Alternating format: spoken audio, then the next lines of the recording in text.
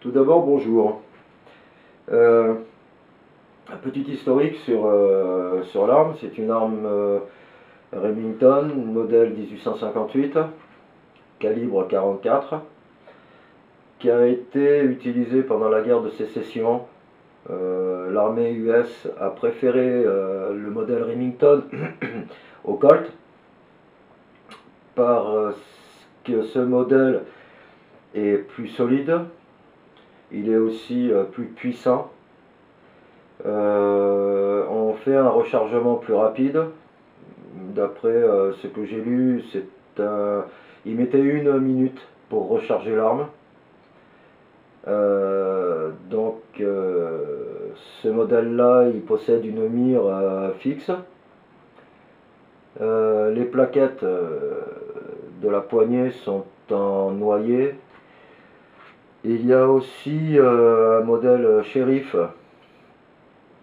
qui lui est aussi en calibre 44 comme celui-là, mais on trouve aussi les mêmes Remington mais en calibre 36, hein, que ce soit le News Army, c'est celui-ci, et le Sheriff qui a un canon plus court en modèle 36. Donc la petite différence entre le News Army et le Sheriff, c'est son canon. Là, le modèle que vous voyez a un canon de 19,5 cm et le modèle Sheriff a un canon, je crois, entre 14-15 cm. Voilà. Qu'est-ce que je pourrais vous dire de plus?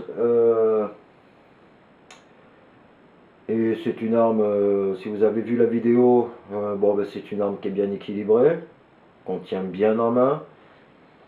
Voilà. Bon, pour le petit historique, voilà, j'ai fait un peu le tour. Ce qu'il faut savoir maintenant, c'est pourquoi je vous fais cette vidéo. C'est surtout parce que si le jour où vous achetez une arme comme celle-ci, vous apprendrez qu'il va vous falloir du matériel autour de ça. Tout au moins déjà pour le nettoyer. Alors je vais m'approcher et je vais vous présenter le matériel qui servirait plutôt pour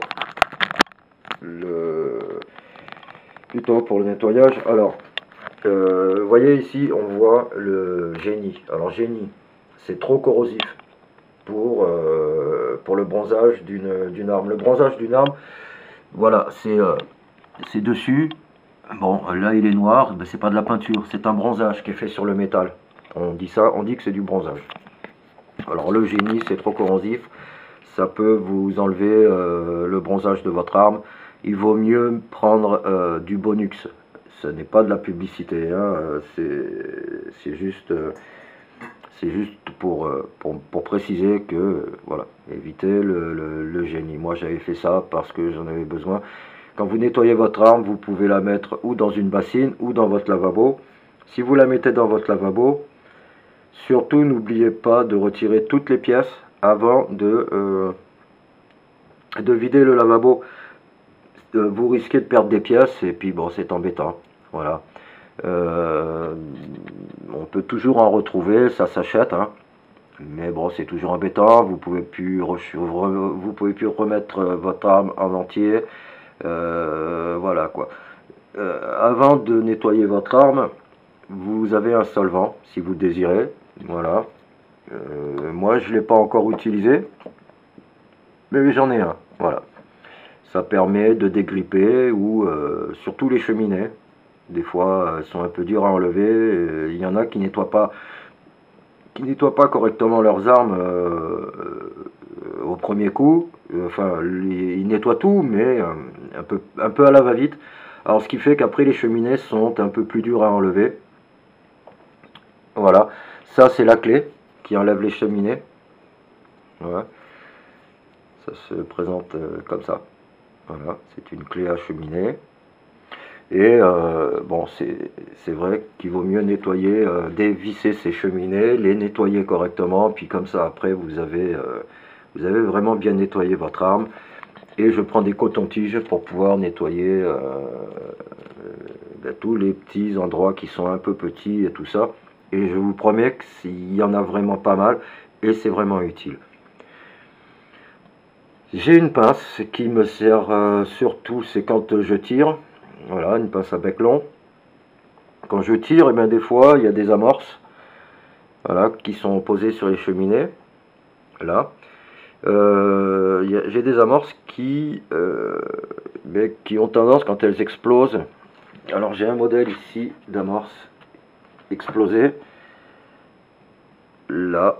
Et des fois, elle reste sur le barillet et ça coince un peu le barillet. Donc je prends la pince et je retire ce petit morceau pour qu'il ait, pour plus que ça me bloque mon barillet, quoi. Une fois que j'ai nettoyé, une fois que j'ai bien nettoyé mon arme, tout ça, alors je la nettoie aussi donc avec une brosse à dents, avec les écouvillons qu'il y a ici, hein.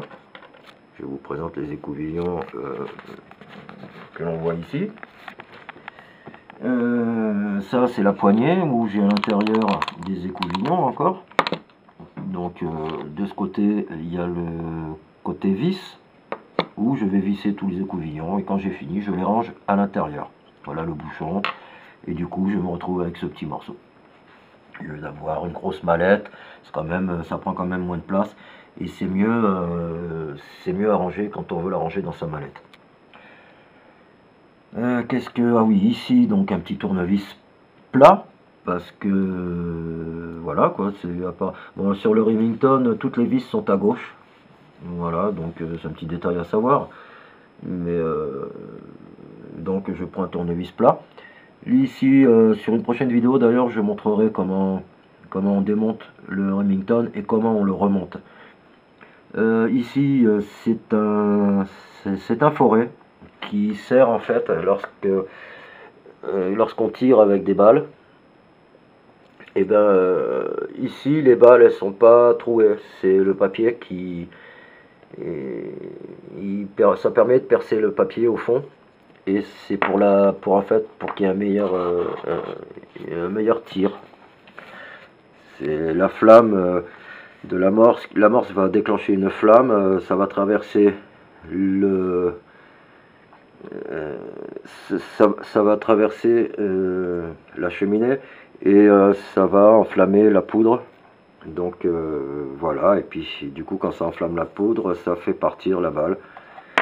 Les balles qui sont ici, là, ici, je vais peut-être le baisser un peu parce qu'on voit peut-être pas bien. Oh, c'est pas très on voit pas beaucoup. Ouais, enfin, j'en sors une, ça sera peut-être mieux. Voilà une balle. Voilà, c'est une balle en plomb hein, que j'ai, mais il y en a qui sont en acier et ainsi de suite. Et j'utilise donc cette poudre. Voilà, poudre noire. Ici c'est indiqué donc que c'est de la poudre de chasse. 500 grammes, on peut acheter jusqu'à deux tubes comme ça, donc 1 kg. Et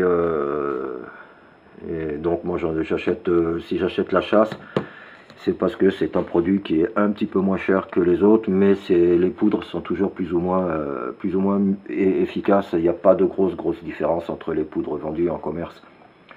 Je pourrais peut-être même vous montrer comment on fabrique de la poudre pour faire des mèches ou des choses comme ça. Là, je range dans ces boîtes. Je range mes cartouches quand elles sont finies. J'utilise ce papier. Alors on peut faire avec du papier où on fume le shit, vous savez les longues là. Ou bien on peut le faire avec celle-là. C'est bien de le faire avec celle-là parce que le papier disparaît complètement. En fait, ça laisse pas de traces. Et je vais le coller avec cette colle qui elle aussi ne laissera pas de traces. En fait, à la fin de l'explosion, à la fin, tout a brûlé. Il reste plus rien sauf la poudre qui a laissé, les brûlures de sa poudre. Ici,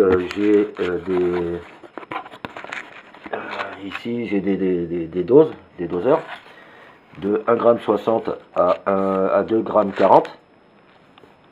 Ici, j'ai de la graisse et ici, j'ai des amorces. La graisse, en fait, dans le passé, s'ils ne fabriquaient pas les ou pas seulement dans le passé, même aujourd'hui. Pour les armes, ils fabriquent, comment vous dire ça,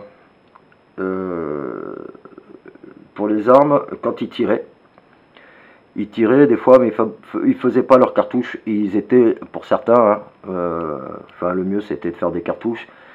Mais pour le mec qui avait plus de papier ou quoi, il fallait bien qu'il charge son arme. Donc pour charger son arme, et puis pour éviter qu'elle s'humidifie, la poudre, alors il mettait de la graisse au bout. Ça sert aussi, alors pas à retenir la cartouche, non, ça sert à rien, parce que les balles, quand on les rentre, elles rentrent un peu de force. Mais de ce côté, donc on met l'amorce, et de ce côté, on va rentrer la poudre. Après, normalement, il y a une bourre. On peut mettre aussi de la semoule. Là, j'ai pris, vous voyez, il y a un peu de semoule. C'est de la semoule très très fine. Donc, la poudre, la semoule et la balle. Et la balle, après, on met la graisse.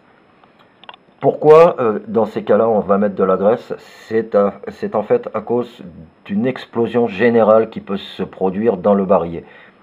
Si on ne mettait pas la balle, il se peut que y ait dans l'explosion, il y ait une flamme qui vienne là et qui passe à l'autre trou. Et ça déclencherait, en fait, ça peut le déclencher après sur tout le barillet. Et imaginez-vous une explosion dans tout le barillet, ça vous ferait péter l'arme. Et ça vous blesserait. Donc on met de la graisse pour éviter que ça se produise.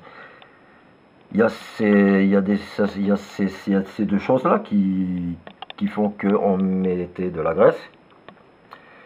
Et par contre, si vous mettez que des balles, bon ben là ça ne se produira pas. Voilà. Là avec ça vous êtes plus en sécurité. Là où je vais, je suis autorisé à tirer avec les balles, donc il n'y a pas de problème. Pour fabriquer vos balles, voilà l'objet. De ce côté-là, on va mettre une feuille qu'on va enrouler autour de ça. Ça va donner la forme, la longueur. De toute façon, la longueur, c'est le papier. On ne peut pas tirer plus sur le papier, mais ça va lui donner sa forme. On va le coller. On va le mettre après dans ce trou. Et après, ben, on va installer ce qu'il faut, c'est-à-dire la poudre et la balle. Voilà. Et là, là-dedans, on ne mettra pas là-dedans, on ne mettra pas de semoule, ni de bourre, ni rien du tout. Là, c'est direct la poudre et la balle. Voilà. Cette cuillère me sert à prendre, en général, ça me sert à prendre de la semoule.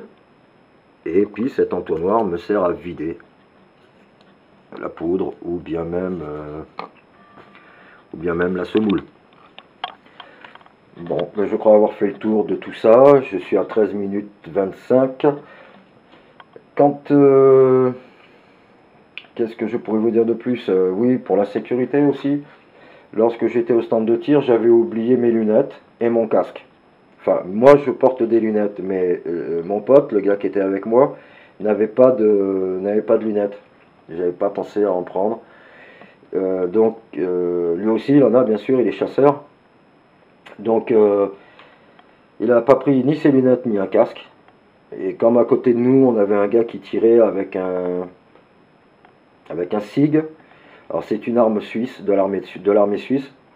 C'était un 9 mm en calibre 9 mm parabellum. Ben, ça faisait vraiment beaucoup de bruit, d'autant plus que ben, ça fait un peu caisse de résonance là où on est. Et donc il vous faut une paire de lunettes. Voilà, c'est une paire de lunettes spécialement pour le tir, bien sûr. Donc c'est une protection sur les côtés, protection globale donc des yeux. Voilà. Et pour le casque, ben, c'est ça. Alors celui-là, il est repliable jusqu'au bout. Il a aussi, voyez, on voit ici les parties du casque. Voilà, quand il est déplié, c'est un pelletor. Et voilà, il y a certaines choses qui sont marquées dessus. Si vous voulez acheter un pelletor, Moi, voilà, j'ai pris un Peltor, c'est la marque, c'est une marque spécialement pour la chasse. Voilà, c'est pour ça que j'ai pris, pour la chasse ou le tir, hein, c'est pour ça que j'ai pris ça.